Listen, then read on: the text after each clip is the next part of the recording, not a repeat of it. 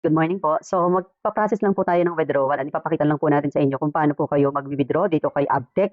Pero bago nyo po kayo makapag-withdraw dito kay Abtec, kailangan po mag-open kayo ng Hello Money by AUB. So dito po kasi papasok yung ating daily payout. So papakita ko lang po sa inyo kung magkano po yung kita ko dito kay Abtec in 1 week and also paano po mag-withdraw. So start na po natin. So ang gagawin nyo lang po is mag-login po kayo kay Abtec. Okay, kasi ako po kasi ay automatic nang naka-login dito sa aking phone.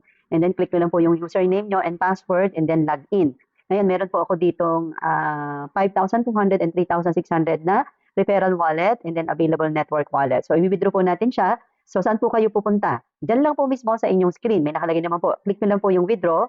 Okay, pag click nyo po ng withdraw, select withdraw option. Ilagay nyo lang po ay bank. Okay, and then enter amount. So, ilagay po natin yung amount na 5,200. So, pag click po natin yung 5,200, click nyo lang po yung Hello Money, and then click nyo po yung withdraw. Okay? So, successfully request I withdraw. Now, ang gagawin naman po ulit natin ay i-withdraw po rin ulit natin yung isa pa. So, kasi pwede po natin i-withdraw dalawa. So, punta po ulit tayo sa dashboard. Okay? And then, mawawala na po yung available network balance. And then, click nyo rin po yung available referral wallet. Withdraw nyo lang din po. Then, select withdraw options, and then bank, and then enter amount. Magkano ang amount po ay 3,600. So, then select bank account options, and then withdraw. So, yun po.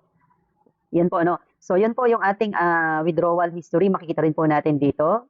Okay, 3,000. Nag-request po tayo. 320. So, meron po siyang 10% na processing fee, no? Ganun po talaga.